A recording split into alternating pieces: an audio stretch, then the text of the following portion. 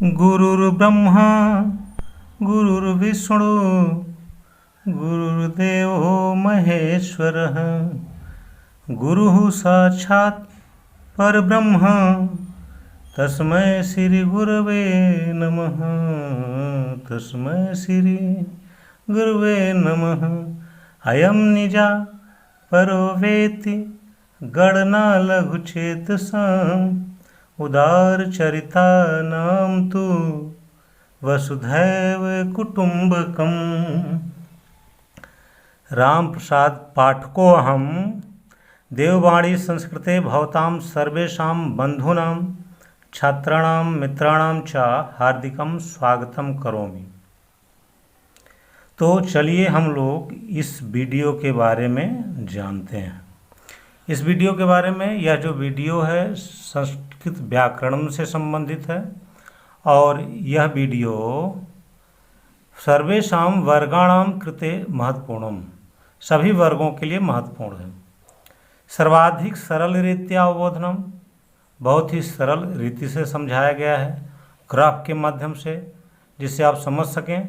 और परीक्षा दृष्टिया महत्वपूर्ण, परीक्षा की दृष्टि से भी महत्वपूर्ण है। अभ्यासेन विद्या, विद्या या सूत्रम, अभ्यासेन विद्या, ये विद्या का सूत्र है, मतलब अभ्यास से विद्या की प्राप्ति होती है। एतदर्थम अभ्यास कार्यम अधिकम प्रदत्तम, इसलिए अभ्यास कार्य अधिक दिया गया है। विवरण मंजूषायाम, डिस्क्रिप्शन बॉक्स में टेस्ट अपि प्रदत्तम, टेस्ट भी दिया गया है। तो यह वीडियो काफ़ी महत्वपूर्ण होने वाला है। तो आइए चलते हैं वीडियो के अगली कड़ी में। अद्य वयम जानीमा, आज हम लोग जानते हैं इसके बारे में। संस्कृत व्याकरणम कर्तृ क्रिया अन्विति, संस्कृत व्याकरण के अंतर्गत आने वाले कर्तृ क्रिया अन्विति के बारे में। और कर्तृ क्रिया अन्विति इति अंतर्गते एतानि तथ्यानि, इस कर्तृ क्रिया अन्विति नामक प्रकरण के अंतर्गत आने वाले कुछ विशेष तथ्यों के बारे में। सबसे पहले धातु रूपम इत्यस्य अंगानि, हम किसी धातु का धातु रूप चलाते हैं तो किन किन बातों का हमें ध्यान रखना पड़ता है। सबसे पहले कौन सी धातु है, कौन सा लकार है, कौन सा पुरुष है, कौन सा वचन है। धातु लकारः पुरुषः वचनम च। दूसरा धातवः, संस्कृत व्याकरण में धातुएं कितनी है, संस्कृत साहित्य में धातुएं कितनी हैं। क्रियाया मूल रूपम तु धातु, क्रिया का मूल रूप धातु कहलाता है। तो कुल धातुएं हैं 1970, अर्थात लगभग 2000 के आसपास धातुएं हैं। और ये सभी धातुएं धातुगणाः, जिनकी संख्या 10 है, धातुगण 10 हैं। धातुगणाः कति, धातुगण 10 हैं। इन्हीं 10 गणों में ये सारी धातुएं विभाजित हैं। जैसे भवादिगण, अदादिगण, जुहत्यादिगण, दिवादिगण, स्वादिगण, तुदादिगण, रुधादिगण, तनादिगण, क्रयादिगण, चुरादिगण। अब ये धातुएं कितने तरह की होती हैं, तो 2 तरह की परस्मैपदी धातुएं होती हैं, आत्मनेपदी धातुएं होती हैं। परस्मैपदी धातुओं का रूप अलग चलता है, आत्मनेपदी धातुओं का रूप अलग चलता है। कुछ धातुएं ऐसी भी हैं जो परस्मैपदी भी हैं और आत्मनेपदी, अर्थात उनको उभयपदी धातु कहा जाता है। वो भी परस्मैपदी और आत्मनेपदी दोनों में आने की वजह से धातु के 2 ही भेद हैं, परस्मैपदी धातुएं और आत्मनेपदी धातुएं। लकाराः कति, संस्कृत व्याकरण में लकार कितने हैं, तो लकार 10 हैं। लट लकारः, लेट लकारः, लुट लकारः, लिट लकारः, लेट लकारः, लोट लकारः, लंग लकारः, लिंग लकारः, लुंग लकारः, लिंग लकारः। इसमें जो लोट लेट लकार है, लेट लकार, इसका प्रयोग केवल वेदों में पाया जाता है। और ये लिंग लकार 2 रूपों में पाया जाता है, एक आशीर्लिंग और एक विधिलिंग। तो इस तरह से आगे चलते हैं। 5वां पुरुषा, पुरुष कितने हैं, तो पुरुष 3 होते हैं। प्रथम पुरुषः, मध्यम पुरुषः, उत्तम पुरुषः। सभी प्रकार के कर्ता, कर्तृ क्रियान्विति में कर्तृ शब्द है ना, तो कर्ता जो है, सभी प्रकार के कर्ता, कर्ता में संज्ञा पद भी आते हैं और सर्वनाम पद भी। तो सभी प्रकार के संज्ञा पद या सर्वनाम पद जो कर्ता के रूप में गृहीत हैं, वे या तो प्रथम पुरुष में आएंगे, या तो मध्यम पुरुष में आएंगे, या तो उत्तम पुरुष में। उत्तम पुरुष में केवल 3 ही शब्द आता है, अहम, आवाम, वयम। मध्यम पुरुष में केवल 3 ही आता है, त्वम, युवाम, यूयम। बाकी जितने भी संज्ञा या सर्वनाम पद बचते हैं वे प्रथम पुरुष के अंतर्गत आएंगे। छठवां देखते हैं वचनान। संस्कृत में वचन कितने हैं? तो वचन एक वचनम, द्विवचनम, बहुवचनम। संस्कृत में वचन 3 हैं, एक वचनम, द्विवचनम और बहुवचनम। संस्कृत में वचन कितने हैं? 3 हैं। आगे चलते हैं अगली स्लाइड पर। ये काफ़ी महत्वपूर्ण है। देखिए, विषय संस्कृत व्याकरणम, प्रकरणम है कर्तृक्रिया अन्विति। और किन वर्गों के लिए ये काफ़ी महत्वपूर्ण है? जैसे वीडियो के प्रारंभ में ही बता दिया गया है कि ये प्रायः सभी वर्गों के लिए महत्वपूर्ण है, लेकिन ये अधिकाधिक महत्वपूर्ण जो है 6वीं से लेकर के और 12वीं तक के छात्र छात्राओं के लिए काफ़ी महत्वपूर्ण है। वैसे ये सभी वर्गों के छात्र छात्राओं के लिए महत्वपूर्ण है, वह टेक्निकली इसको समझ सकते हैं। मैं केवल पठ धातु का परस्मय पद रूप ले करके लट लकार में रूप चला करके, धातु रूप चला करके और इस कर्तृक्रिया अन्विति को समझाने का प्रयास किया हूँ। इसी आधार पर, इसी सिम्टम पर हर लकार के धातु रूपों में कर्तृक्रिया अन्विति पाई जाएगी। तो चलिए हम सीखते हैं कर्तृक्रिया अन्विति। कर्तृक्रिया अन्विति तो धातु रूपम, धातु रूप है, परस्मय पद में है। कौन सी धातु है? पठ धातु है। कौन सी धातु है?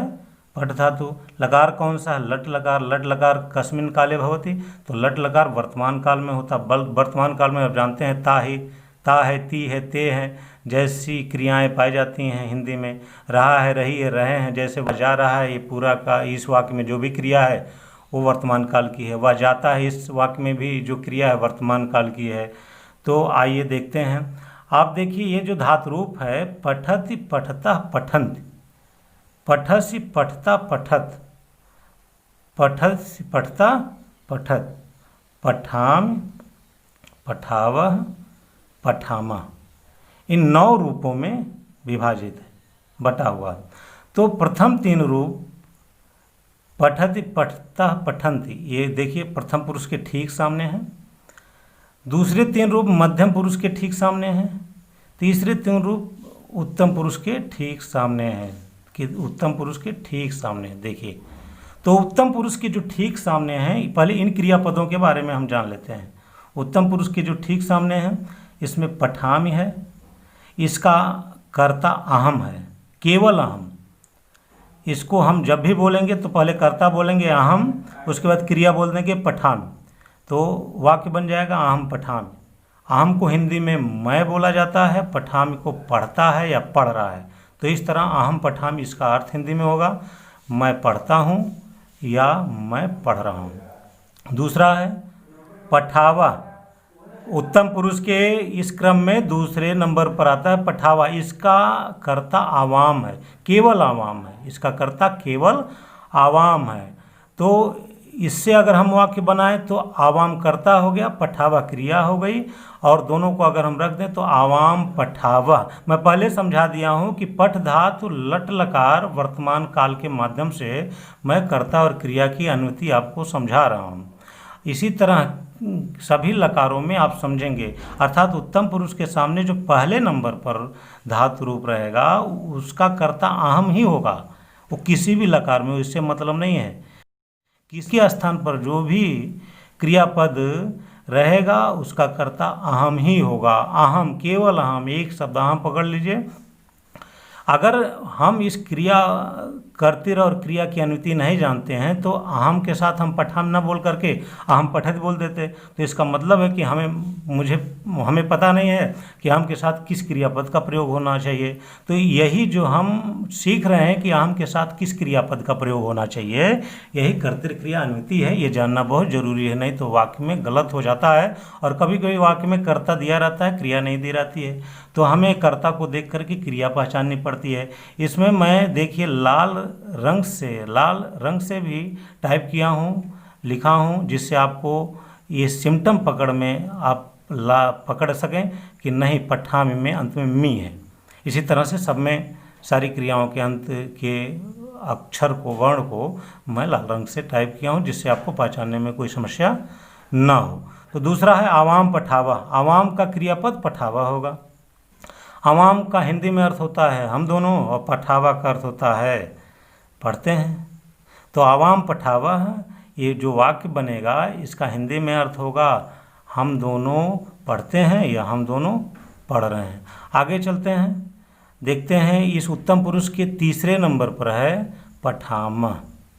क्या है? पठामा। पठामा का मतलब हुआ पढ़ते हैं या पढ़ रहे हैं, लेकिन इस उत्तम पुरुष के तीसरे क्रियापद का कर्ता वयम है, वयम ही है। वयम माने हम सब होता है, हिंदी में इसका अर्थ हम सब होता है। तो वयम एक कर्तृपद है, कर्ता है, और पठामा ये क्रिया है। तो अगर वाक्य बनाना हुआ तो वयम पठामा, हिंदी में अनुवाद करना हुआ तो वयम माने हम सब और पठामा माने पढ़ते हैं। वयम पठामा इस वाक्य का अनुवाद हुआ हम सब पढ़ते हैं। हम सब क्या करते हैं? पढ़ते हैं। आगे चलते हैं, मध्यम पुरुष में देखते हैं। मध्यम पुरुष, ये मध्यम पुरुष में पठस, पठता, पठत, 3 पद हैं। पहले पद क्रियापद का कर्ता दिया गया है यहाँ त्वम। त्वम कर्ता है और त्वम की क्रिया पठस है। देखिए अंतिम अक्षर जो है, अंतिम वर्ण जो है उसको लाल रंग से रंग दिया गया है जिससे आपको पहचानने में गलती ना हो। अंतिम अक्षर को पहचान करके आप निश्चित ही किसी भी धातु का लट लकार पट धातु के आधार पर ही चलता है, इसके जैसा ही चलता है। उसकी क्रियापद को पहचान करके आप जान लेंगे कि जिसके अंत में स हो, दंत स, और उस पर छोटी की मात्रा लगी हो, उसका कर्ता त्वम ही होगा। तो इस तरह से कर्ता त्वम हो गया। त्वम का अर्थ होता है तू, और पठस का अर्थ होता है पढ़ता है। लेकिन आज व्यवहारिक रूप से तू ना बोल करके लोग तुम भी बोलते हैं, एक वचन में भी और बहुवचन में तुम सब लगाते हैं, जो कि प्रासंगिक नहीं है। फिर भी अगर तुम भी मानेंगे आप तो तुम पठस का अर्थ हो जाएगा पढ़ते हो। तो तुम पठस, इसका हिंदी में अर्थ होगा तुम पढ़ते हो या तू पढ़ता है, तुम पढ़ रहे हो या तू पढ़ रहा है। इसमें कर्तृपद हुआ त्वम और क्रियापद पठस। दूसरे पर आते हैं पठता, इसके नीचे इसका कर्तृपद दिया हुआ युवाम। युवाम को हिंदी में कहते हैं तुम दोनों, और पठता का अर्थ हो जाएगा पढ़ते हो या पढ़ रहे हो। तो इस तरह युवाम पठता, तुम दोनों पढ़ रहे हो। तो युव पठता का कर्तृपद केवल युवाम है, ये भी जान लेना आपको जरूर। युवाम के अलावा और कोई दूसरा इसका कर्ता नहीं है। और पठत तीसरा क्रियापद है, इसका कर्ता यूयम ही है। तो यूयम ही है पठता, तो इसका कर्ता कर्तृपद का प्रयोग करेंगे यूयम और क्रियापद का प्रयोग करेंगे पठत। तो वाक्य बनेगा यूयम पठत। अब इस पठत को आप देख लेंगे अंत में थ का इस्तेमाल हुआ है, और यहाँ पठता में देख लेंगे थ के बाद विसर्ग का इस्तेमाल हुआ। तो ये इनकी संरचना को देख करके आप अंदाज़ा लगा सकते हैं कि अगर किसी भी क्रियापद कोई भी धातु लट लकार में हो और उसकी क्रियापद के अंत में था लगा हो तो निश्चित ही वो मध्यम पुरुष बहुवचन है और उसका कर्ता यूयम ही होगा। तो इस तरह आप देख लिए कि अहम का कर्ता केवल अहम कर्ता की क्रिया केवल पठान, और अवाम कर्तृपद की क्रिया पठावा, वयम कर्तृपद की क्रिया पठामा, त्वम कर्तृपद की क्रिया पठस, युवाम कर्तृपद की क्रिया पठता और यूयम कर्तृपद की क्रिया पठत। अब बाकी जो भी शब्द बचते हैं वो संज्ञा या सर्वनाम, क्योंकि कर्तृपद के अंतर्गत संज्ञा और सर्वनाम 2 तरह के शब्द आते हैं। तो जो भी संज्ञा या सर्वनाम है वो पुल्लिंग, स्त्रीलिंग, नपुंसकलिंग में अलग अलग मैंने यहाँ डिवाइड करके रख दिया। कुछ एक एक संज्ञाओं को रख दिया है, पुल्लिंग, स्त्रीलिंग, नपुंसकलिंग, और एक एक सर्वनाम को रख लिया। निकट के लिए ऐसा ऐसा एतत्, और दूर के लिए सह स तत्। इनका प्रयोग करके मैंने आपको समझाने का प्रयास किया है। इस तरह से अहम, अवाम, वयम, त्वम, युवाम, यूयम ये पहले से निकल गए। इनके अलावा जितने भी शब्द कर्ता के रूप में बचते हैं वे सब के सब प्रथम पुरुष में आएंगे, सब के सब प्रथम पुरुष में आने वाले हैं। और आप देखेंगे इसमें से 9 में से, ये जो 9 है इसमें से कोई एक शब्द उठाइए और उसके साथ पठति लगा सकते हैं आप। जैसे बालका पठति, तो बालका माने लड़का, पठत माने पढ़ता है। बालका पठत माने इसका अर्थ हो जाएगा लड़का पढ़ता है या लड़का पढ़ रहा है। अब अगर यही हम लिखते बालिका पठति तो बालिका का हिंदी में अर्थ होगा लड़की, और पठति माने पढ़ती है। लड़की पढ़ती है या लड़की पढ़ रही है, बालिका पठति, मित्रम पठति, मित्र पढ़ता है या पढ़ रहा है। तो ये बालकः बालिका और मित्रम ये इस पठति क्रिया पद के कर्ता हैं।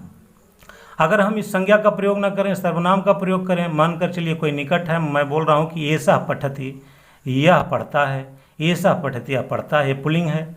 अब ऐसा बोल देते ऐसा पठति यह पढ़ती है या यह पढ़ रही है, स्त्रीलिंग है। एतद पठति यह पढ़ता है या पढ़ रहा है, नपुंसकलिंग है। इसी तरह बोल सकते हैं सह पठति वह पढ़ता है या वह पढ़ रहा है। सा बोल सकते हैं सा पठति वह पढ़ती है वह पढ़ रही है। तत् पठति वह पढ़ता है या पढ़ रहा है। अब आ जाइए द्विवचन में, देखिए ये दो वचन है, ये भी 9 रूप हैं। बालक का द्विवचन बालको है, बालिका मान लड़की, बालिका का द्विवचन बालिके है और मित्रों का द्विवचन मित्रे है। इसी तरह ऐसा, यहाँ ऐसा है, ऐसा का द्विवचन एतो है और ऐसा का द्विवचन एते है, एतत् का द्विवचन एते है। और सह का द्विवचन तव है, सा का द्विवचन ते है, तत् का द्विवचन ते है। तो इस तरह द्विवचन में यही जो यहाँ पठति के कर्ता हैं, यही जब द्विवचन में होंगे तो ये पठता के कर्ता हो जाएंगे, इनकी क्रिया हो जाएगी पठता।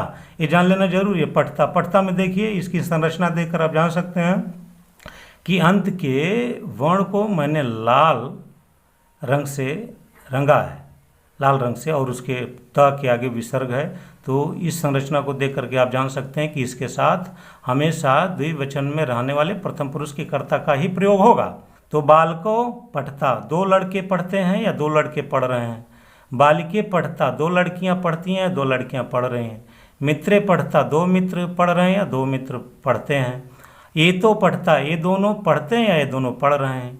एते पढ़ता, ये दोनों पढ़ती हैं या ये दोनों पढ़ रही हैं। एते पढ़ता, ये दोनों पढ़ते हैं या दोनों पढ़ रहे हैं। तो पढ़ता, वे दोनों पढ़ते हैं या वे दोनों पढ़ रहे हैं। ते पढ़ता, वे दोनों पढ़ती हैं या वे दोनों पढ़ रहे हैं। ते पढ़ता, वे दोनों पढ़ते हैं या वे दोनों पढ़ रहे हैं। तो इस तरह से आप जानें कि प्रथम पुरुष द्विवचन में आने वाले कर्तृपदों की क्रिया पठता ही होगी। इन 9 पदों के माध्यम से मैंने समझाया है। आगे देखिए, यही बालक का जो बालका है एक वचन है, बालको द्विवचन है, बालका बहुवचन होगा। एते ऐसा है, ये तो एते, सह तोते, ते बहुवचन हो जाएगा। बालिका एक वचन, बालिके द्विवचन और बालिका बहुवचन। ऐसा एक वचन, एते द्विवचन और एता बहुवचन। इस तरह ये जो 9 हैं सिलसिलेवार तरीके से इन्हीं के बहुवचन हैं। तो इन 9 के माध्यम से मैं समझाया हूँ कि जो भी प्रथम पुरुष के बहुवचन का कर्तृपद होगा उसकी क्रिया इसी स्थान पर होगी। इसी स्थान में प्रथम पुरुष के ठीक सामने, बहुवचन के नीचे। यह स्थान फिक्स है। किस कर्ता की क्रिया किस स्थान पर होगी आप इस कर्ता को देख करके जान लीजिए। उसी स्थान की क्रिया का प्रयोग उस कर्ता के लिए आप करेंगे। जैसे बालका पठति, बालकाः पठन्ति, बालकाः पठन्ति लड़के पढ़ते हैं या लड़के पढ़ रहे हैं। बालिकाः पठन्ति लड़कियां पढ़ती हैं या लड़कियां पढ़ रही हैं। मित्राणि पठन्ति दोस्त पढ़ते हैं या दोस्त पढ़ रहे हैं। अब अगर यही मैं सर्वनाम का प्रयोग करूं, अगर हम लोग सर्वनाम का प्रयोग करें तो एते पठन्ति ये सब पढ़ते हैं या ये सब पढ़ रहे हैं। एताः पठन्ति ये सब पढ़ती हैं या ये सब पढ़ रही हैं। एतानि पठन्ति ये सब पढ़ते हैं या सब पढ़ रहे हैं। लेकिन मित्र के लिए सर्वनाम होगा एतानि। फिर उसके बाद अगर ते का प्रयोग करें, ते पठन्ति वे सब पढ़ते हैं। ताः पठन्ति अगर स्त्रीलिंग हो जाएगा ता हो जाएगा। ताः पठन्ति वे सब पढ़ती हैं वे सब पढ़ रही हैं। अगर मित्र के लिए सर्वनाम हो, मित्राणि के लिए तो तानि हो जाएगा। तानि पठन्ति वे सब पढ़ते हैं वे सब पढ़ रहे हैं। आगे की स्लाइड में चलते हैं। देखिए ये दिया हुआ है अभ्यास कार्यम। अभ्यास कार्य में आप देखेंगे कि ये जो है गच्छति और गच्छामि, उसके आगे कर्ता दिया हुआ है। कर्तृपदम अस्ति यत्र, यहाँ कर्ता है, केवल क्रिया को आपको भरना है, इसके साथ लगाना है। तो आप देख लीजिए अहम है। अहम में मैंने इन दोनों क्रियाओं के अंतिम वर्ण को लाल रंग से रंगा है, जिससे आपको इनकी संरचना के बारे में पता चल सके, क्योंकि इसके पहले मैं समझाया हूँ। आइए उसको देख लेते हैं। अहम कहाँ है, देखिए अहम यहाँ है। कहाँ है अहम? अहम यहाँ है। देखिए अहम के साथ पठामी होगा। पठामी में मी है, ये जान लेना जरूरी है। मी पठामी, पठामी मत बोलिएगा, पठामी है, पठामी। तो यहाँ देखिए क्या होगा यहाँ ए गच्छामि। ठीक वैसा स्ट्रक्चर है, वैसी संरचना है, वही उसी सिम्टम पर ये भी है। तो आप यहाँ क्या भरेंगे, अहम गच्छामि। अब जैसे मान कर चलिए दूसरा है, दूसरा क्या है, दूसरा पठामि है। अब पठामि के साथ कौन सा कर्ता प्रयोग होगा, तो पठामि के साथ एक ही कर्ता प्रयोग होगा। आइए देख लेते हैं पठामि जैसी क्रिया कौन सी है।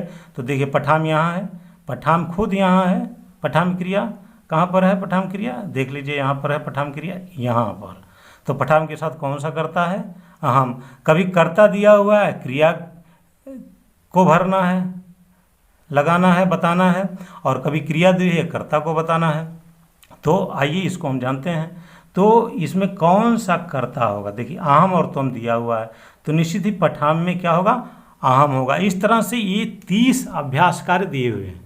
एक अभ्यास कार्य में ये 30 प्रश्न है, 30 वाक्य हैं, 30 वाक्य दिए हुए हैं, और 30 वाक्यों का आप बड़ी ही एकाग्रता के साथ अगर अभ्यास करेंगे तो निश्चित ही इस पूरे कर्तृ क्रियान्विति प्रकरण को समझ जाएंगे।